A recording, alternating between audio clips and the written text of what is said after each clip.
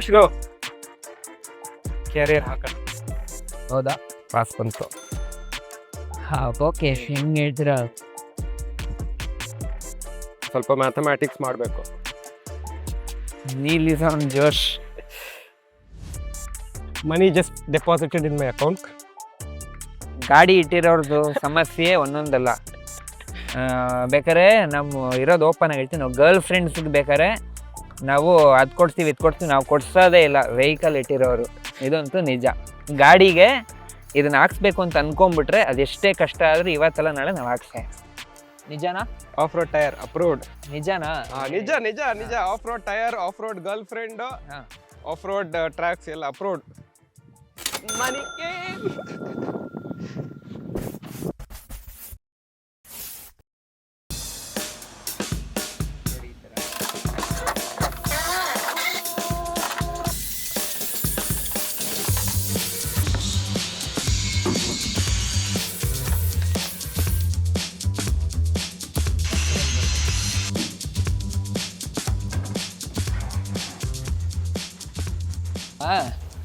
ಇವನು ಆಚೆ ಬರ್ತಾನೆ, ಹಿಡಿದು ಬಿಡೋಣ, ಹಿಡಿದುಬಿಟ್ಟು ಕೇಳೋಣ. So the carpenter you see working was brought to the workshop by saying we have some work in the house. He didn't want to work on the van after his previous experience with Bajrangi. Hence the trick to bring him here to the house and then to make him work on the van instead. क्या काम के लिए आए? क्या काम के लिए आए इधर को? किचन का बॉक्स. अभी क्या काम कर रहे हैं? हाँ? किधर बोल दिया बोलो? तुम्हारा क्या? हाँ हाँ हाँ. अभी तुमको अच्छा नहीं है काम? पसंद नहीं है गाड़ी का काम? हाँ नहीं. ಯಾಕೋ? क्या प्रॉब्लम होता तुमको गाड़ी का काम करे तो? हाँ भैया, क्या क्या प्रॉब्लम क्या है? एक गाड़ी करे तो 10 घर करता ऐसा? हाँ हाँ. इसमें टाइम लगता है. ಇವಾಗ ಇವನು ನಿನ್ನೆಯಿಂದ ಇವತ್ತವರೆಗೂ ಡೇ ಅಂಡ್ ನೈಟ್ ಮಾಡ್ತಾ ಇದ್ದಾನೆ. ಇಷ್ಟೊತ್ತಿಗೆ ಅವನ ಮನೆಗೆ ಕೊಟ್ಟಿದ್ರೆ 2 ವಾರ್ಡ್ರೋಬ್, ಇವರಿಬ್ಬರೇ ಸೇರ್ಕೊಂಡು 2 ವಾರ್ಡ್ರೋಬ್, ಆಮೇಲೆ ಒಂದು ಕಿಚನ್ ಯೂನಿಟ್ ಎಲ್ಲ ಮಾಡಿ ಬಿಸಾಕ್ಬಿಟ್ಟಿದ್ವಿ. ಆಮೇಲೆ ಫ್ಯಾಬ್ರಿಕೇಶನ್ ವರ್ಕಲ್ಲೂ ಅಷ್ಟೇ, ಲೆವೆಲ್ ಟ್ಯೂಬ್ ಸಿಗಲ್ಲ ವೆಹಿಕಲಲ್ಲಿ. ಒಂದು ಲೆವೆಲ್ ಟ್ಯೂಬ್ ಅಂತ ಇರುತ್ತೆ, ಗೇಜ್ ನೋಡಿದ್ದೀರಾ? ಕ್ಯಾಮ್ರಾಸ್ ಅಲ್ಲೆಲ್ಲ ಇರುತ್ತೆ ಗ್ರೀನ್ ಕಲರ್, ಅದು ಸಿಗಲ್ಲ. ಯಾಕೆ ಹೇಳಿ? ಗಾಡಿ ಇದು ನೋಡಿ ಈಗ ಫ್ರಂಟ್ ಇರುತ್ತೆ, ಚಾರ್ಸಿ ಒಂದ್ ಕಡೆ ಅಪ್ ಇರುತ್ತೆ, ಒಂದು ಕಡೆ ಅದನ್ನು ಲೆವೆಲ್ ತೆಗಿಯೋ ಕಷ್ಟ, ಅದನ್ನು ಬಾಯಿ ಬಡ್ಕೊಂತಾರೆ. ಓ ಹಂಗೆ ಹಿಂಗೆ. One eternity later. 1 ತಿಂಗಳಾದ್ಮೇಲೆ ಬರ್ತಾ ಇದೀರಲ್ಲ ಬ್ರೋ? ಹೌದು.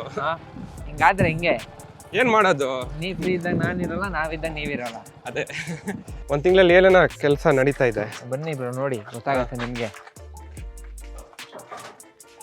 ಗೇಟ್ ತೆಗಿಲ್ಲ, ಹಿಂಗೆ ಬರ್ತೀರಾ? ಬನ್ನಿ.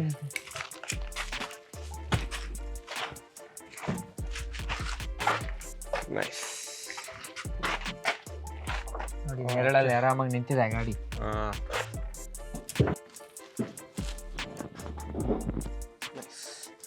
ನೋಡಿ ಬ್ರೋ, ಚೇಂಜಸ್ ಗೊತ್ತಾಗತ್ತಾ? ಒಂದು ಫೋಟೋ ನೋಡಿದ್ದೆ, but touch and feel is special. ಇದೆ ಸನ್ ರೂಫ್. ಓ ಫಿನಿಶಿಂಗ್ ಕೊಟ್ಟಿದ್ದಾರೆ ಇಲ್ಲಿ, ಸೊ ಏನಾಗಲ್ಲ. ಓ ಅದು ಸ್ಲೈಡರ್. ಇದು ಜಸ್ಟ್ ಟೆಂಪ್ಲೇಟ್ ಹೋಗಿದೆ, ಡೋರ್ ರೆಡಿಯಾಗಿ ಬರುತ್ತೆ. ಇದನ್ನ ಟೆಂಪ್ಲೇಟ್ ಮಾಡಿ ಚೆಕ್ ಮಾಡಿದೆ, ಇದು ಇನ್ನು ಹಿಂದಕ್ಕೆ ಹೋಗುತ್ತೆ. ಸೊ ಹೊರಗಡೆ ಇದ್ರೆ ನೀರು ಒಳಗಡೆ ಬರಲ್ಲ. ಅದಕ್ಕೆ ಜಸ್ಟ್ ಮ್ಯಾನ್ಯುಯಲ್, ಏನು ಇದು ಬೇಕಾಗಿದೆ ಎಲೆಕ್ಟ್ರಾನಿಕ್ಸ್ ಏನು ಬೇಡ. ಆರಾಮಾಗಿ ಒಂದು ಹ್ಯಾಂಡಲ್ ಕೊಡ್ತೀನಿ, ಇಲ್ಲಿಗೆ ಹಾಕಿ ಇಲ್ಲಿಗೊಂದು ಲಾಕ್ ಬರುತ್ತೆ, ಲಾಕ್ ಮಾಡ್ಬಿಟ್ರೆ ಆಯ್ತು. ವೈರಿಂಗ್ ಪೂರ್ತಿ ವೈರಿಂಗ್ ಆಗಿದೆ. ಇದೆಲ್ಲ ಇದು ಹಾಕಿಲ್ಲ ಇನ್ನು, ಏನಂತಾರೆ ಇದೆಲ್ಲ ಕವರ್ ಆಗುತ್ತೆ. ಜಸ್ಟ್ ನಿಮ್ಗೆ ತೋರ್ಸಕ್ಕೆ ಹಂಗೆ ಬಿಟ್ಟಿದ್ದೀನಿ. ಪೂರ್ತಿ ವೈರಿಂಗ್ ಎಲ್ಲ ಕಂಪ್ಲೀಟ್ ಆಗಿದೆ. ಇದು ತುಂಬಾ ಯೂಸ್ಫುಲ್ ಇರುತ್ತೆ ಹೈಡ್ರಾಲಿಕ್ಸ್. ಹೌದು, ಏನು ತಗೊಂಡ್ಬೇಕಾದ್ರೆ ಇಟ್ಕೊಳಕ್ಕೆ.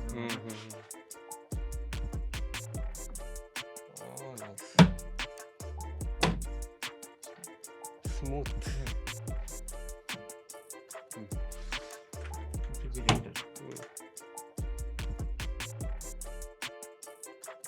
ಇಟ್ಸ್ ಡೋರ್ ಸ್ಲೈಡಿಂಗ್ ಇದೆ ಇದು ಡೋರ್ ಸ್ಲೈಡ್. ನೈಸ್. ಇದು ಹೆಂಗೆ ಲಾಕ್ ಮಾಡೋದು? ಲಾಕ್ ಇಟ್ಟಿದ್ದೀನಿ, ಹ್ಞೂ ಲಾಕ್ನ ಲಾಸ್ಟಲ್ಲಿ ಫಿಟ್ ಮಾಡೋಣ ಅಂತ. ಓಕೆ. ಇದು ಜಸ್ಟ್ ಟವರ್ ಬೋಲ್ಟ್ಸ್ ಮೇಲ್ಗಡೆ. ಹಾಂ, ಇದಕ್ಕೊಂದು ಏನಾದರೂ ಕ್ಲ್ಯಾಂಪ್ ಹಾಕ್ಸ್ಬೇಕು. ಇಲ್ಲ ಇಲ್ಲ, ನಾನೇ ಬೇಕು ಅಂತ ಇಲ್ಲಿ ನೋಡಿ. ಓಕೆ. ಇಲ್ಲ ಬರ್ತಾ ಇರುತ್ತೆ ಆಚೆಗೆ, ಟೈಟ್ ಫಿಟ್ಟಿಂಗ್ ಮಾಡಿಸಿದ್ದೀನಿ. ಓಕೆ ನೋಡಿ, ಹಿಂಗೆ ಎಳಿಬೇಕಾದ್ರೆ ಟೈಟ್ ಆಗಿ ಎಳಿದ್ದೀನಿ. ಓಕೆ. ಬೇಕು ಅಂತ ಟೈಟ್ ಇಂಚಸ್ ಅಲ್ಲಿ ನೋಡಿ ತಿಳಿಸ್ಕೊಟ್ಟು ಟೈಟ್ ಮಾಡಿಸ್ತೀನಿ. ಹಿಂಗೆ ಬಂದು ಹಿಂಗೆ ಹಾಕ್ಬೇಕು ಬೇಕು. ಅಂದ್ರೂ ಎಮರ್ಜೆನ್ಸಿಗೆ ಇನ್ನೂ ಅದು ಹೋಗ್ತಾ ಲೂಸ್ ಆಯ್ತು ಅಂತಂದ್ರೆ ಒಂದು ಲಾಕ್ ಮಾಡ್ಕೊಡ್ತೀನಿ. ಇಲ್ಲ ನಾನು ಜಸ್ಟ್ ನೋಡೋಣ, ಅದು ಲೇಟರ್ ಮಾಡಿ. ಹಾಂ, ಸಿಂಕ್ ಕೆಳಗಡೆ ಸ್ಟೋರೇಜ್ ಅದೆಲ್ಲ ಕವರ್ ಆಗುತ್ತೆ. ಡೋರ್ಸ್ ಹಂಗೆ ಇರುತ್ತೆ, ಆಚೆಯಿಂದ ತೆಕ್ಕೊಂಬೋದು, ಒಳಗಿಂದ ತೆಕ್ಕೊಂಬೋದು, ಏನೋ ಸ್ಟೋರೇಜ್ ಆಗುತ್ತೆ ಅಂತ.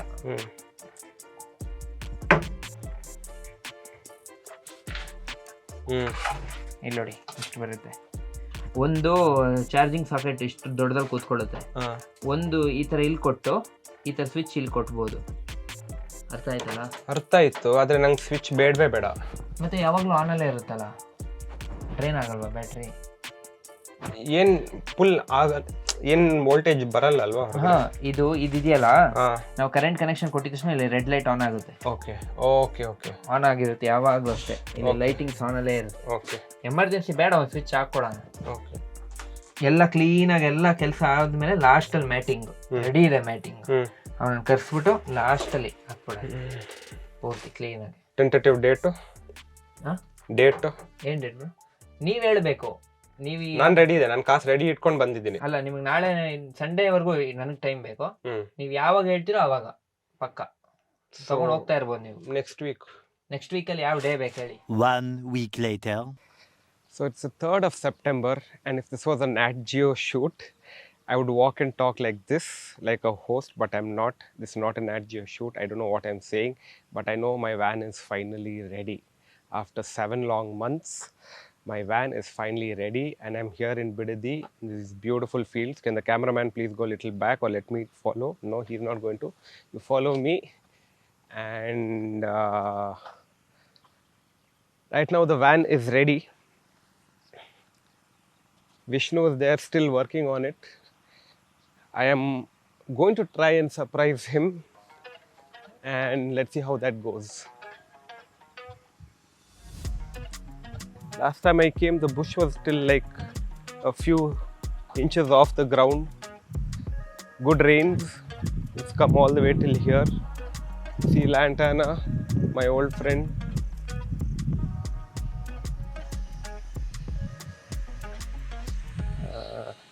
I can still hear some welding work going on.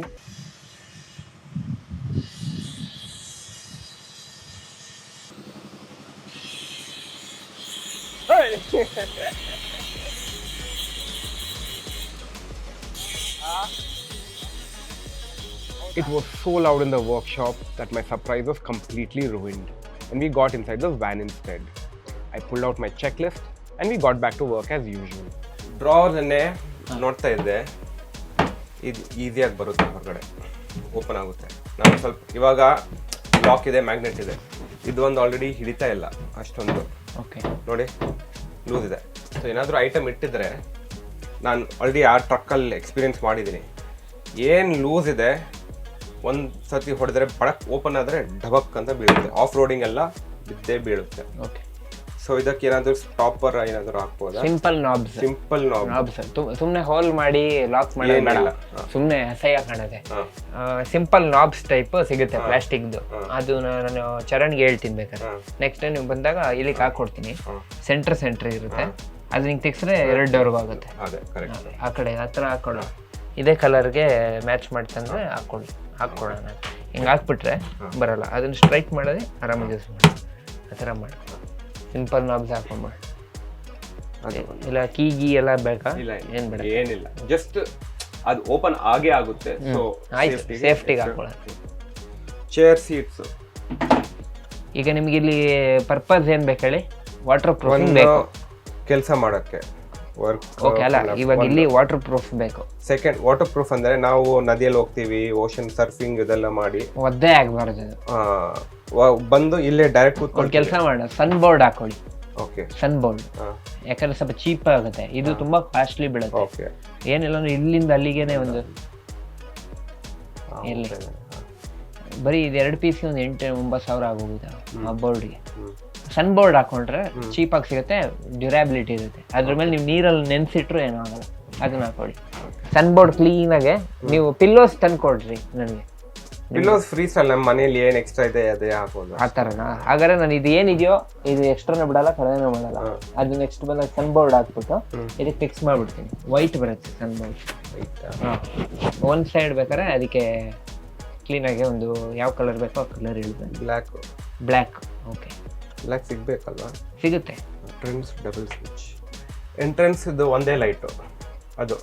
Okay, double switch ಏನಿಲ್ಲ ಅದಕ್ಕೆ. ಡಬಲ್ ಸ್ವಿಚ್ ಅಂದರೆ ಅಲ್ಲೂ ಕಂಟ್ರೋಲು ಇಲ್ಲೂ ಕಂಟ್ರೋಲ್. 2 ವೇ. ಇಲ್ಲ ಸಿಂಗಲ್. ಯಾಕಂದರೆ ಯಾಕೆ ಅಂತ ಹೇಳ್ಬಿಡ್ತೀನಿ. ಅದೇ ಸಪ್ರೇಟ್ ಲೈನು, ಅದರಿಂದ ಇಲ್ಲಿಗೆ ಹೋಗಿದೆ. ಇದೇ ಸಪ್ರೇಟ್ ಲೈನ್, ಡಿವೈಡ್ ಮಾಡಿದ್ದೀವಿ ಬ್ಯಾಟ್ರಿನ. ಅದಕ್ಕೋಸ್ಕರ ಸನ್ ರೂಫ್ದು ಒಂದು ಕ್ಲೀನಿಂಗ್ ಮಾಡಿಸ್ಬೇಕು. ಹಾಂ, ಗ್ಲಾಸ್ ಅದು ವಾಷಿಂಗಿಗೆ ಬಿಡ್ತೀರಲ್ಲ, ಕ್ಲೀನಾಗಿ ಕಾಲಿನಲ್ಲಿ ಹಾಕಿದ್ರೆ ಹೋಗ್ಬಿಡುತ್ತೆ. ಅದ್ರ ಮೇಲೆ ಪೇಂಟ್ ಎಲ್ಲ ಇದೆ.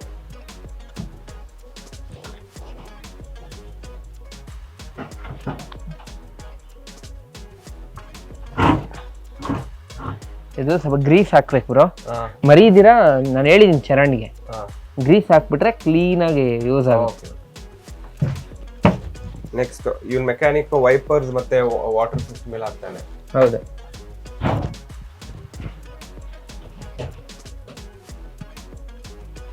ಇವಾಗ ಬಜರಂಗಲ್ಲಿ ನೀರ್ ಬರಲ್ಲ ವೈಪರ್ಸ್ ಇಂದ.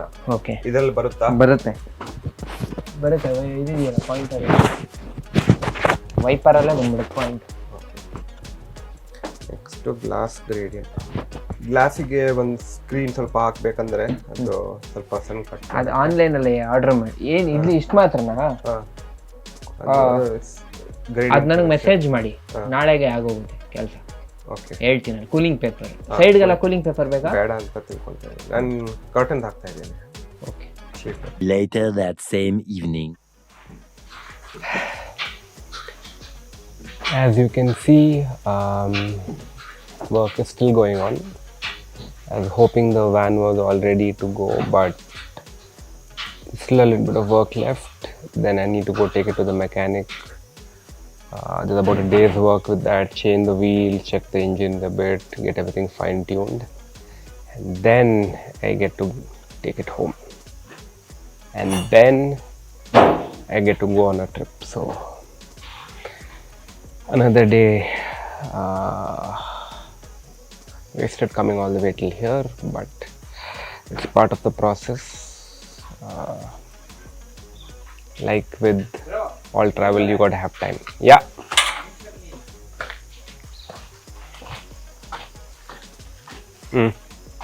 Oh. ಈಗ ಓಪನ್ ಮಾಡಿ ಹೇಳ್ತೀನಿ.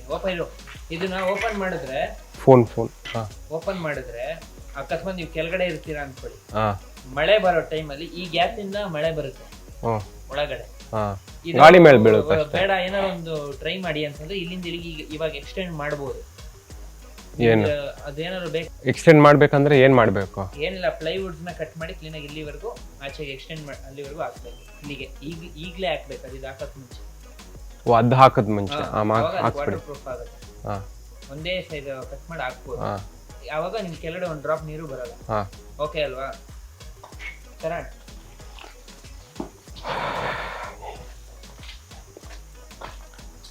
So the learning with every custom design is that you put things in place and then you realize, okay, this could be an issue in the future. What do you do about it? Do you want to fix it now?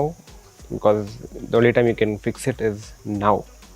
Otherwise later it's too much of work and breaking open things. So I think right now the plan is to put an extra half a foot of wood from the carrier to the awning, so that when it's raining heavily, water doesn't fall through the gap, and it's just an irritation you'd want to fix right now.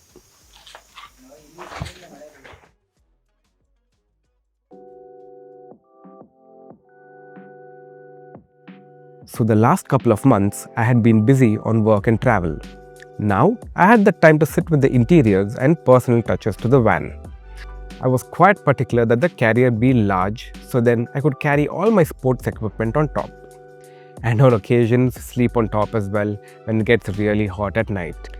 Good insulation is important because the carrier absorbs all the heat and keeps the van cooler. Because when we drive through the day, the van tends to soak in a lot of heat, making it difficult to sleep at night. Please mind your step ಅಂತ ಒಂದು sign ಹಾಕ್ತಾರಲ್ವಾ, ಇಲ್ಲಿ ಹಾಕಬೇಕು. Please mind your step.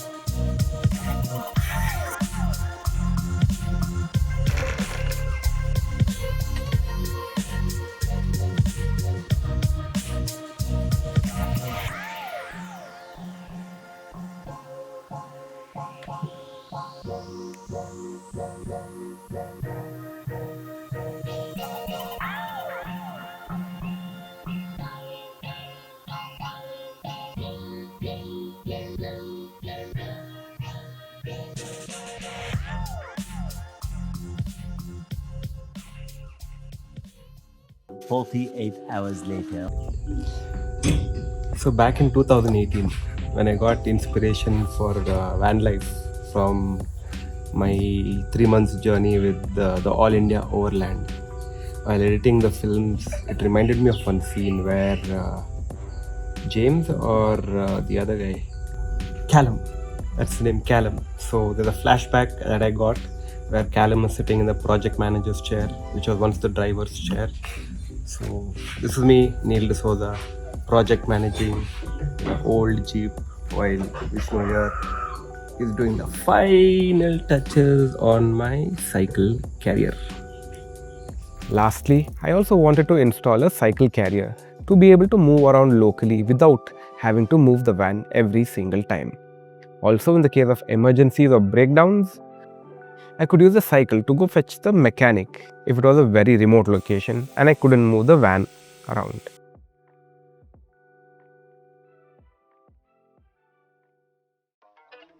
Bro gear lever ಹುಡ್ಕಿದ್ರು. ಇಲ್ಲ, ಅದೇ ಸರಿ, ಏನು just ಹಾಕೋದಾ? ಅಷ್ಟೇ.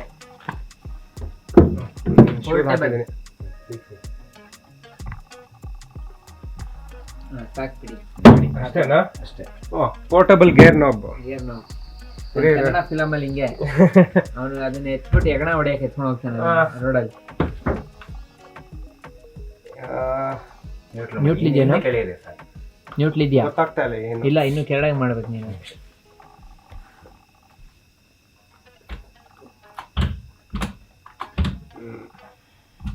ಇರೋ ಅಷ್ಟೇ.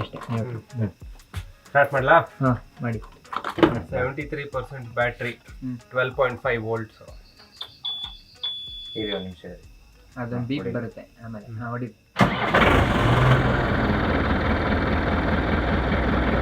ಇಷ್ಟು ಬೇಗ ಚಾರ್ಜಿಂಗ್ ಆಗ್ತಾ ಇದೆ. ಅದಕ್ಕೆ ಡೈನಾಮೋ ರೆಡಿ ಮಾಡಿಸಿರೋದು. ಸುಮ್ಮನೆ ನಾನು ಹೇಳಿರೋ ಐಡ್ಲಿಂಗಲ್ಲಿ ಚಾರ್ಜ್ ಆಗ್ತಾನೆ. ಚಾರ್ಜ್ ಈ ಬ್ಯಾಟ್ರಿಯಿಂದ ಮೇನ್ ಬ್ಯಾಟ್ರಿ ಟೋಟಲ್ ಲೈನ್ ಅದು ಡೈನಾಮೋ ಇಂದ ಬಂದಿರೋದು ಲೈನ್. ಆಯ್ತು, 100%. ಅದು ಇವಾಗ 100 ಇದೆ, ಓಡ್ತಾ ಇರುತ್ತೆ. ಆಫ್ ಮಾಡಿದಾಗ ಅದು ಇನ್ನೂ ಎಷ್ಟು ಬ್ಯಾಲೆನ್ಸ್ ಇದೆ ತೋರಿಸ್ತು.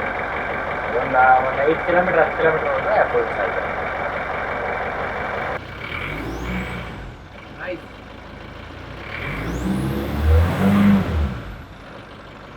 ವಿಗ್ಲಿಂಗ್ ಸೌಂಡ್ ಇದೆಯಲ್ಲ,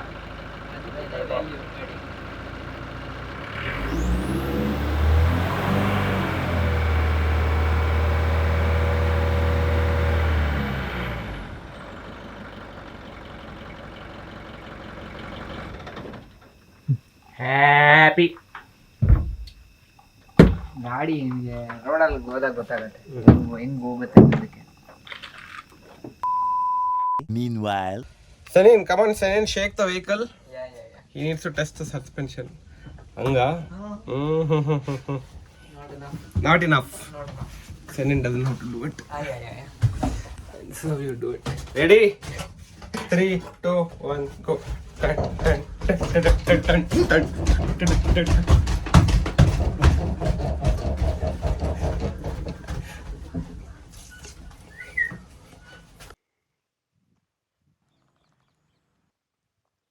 FPS?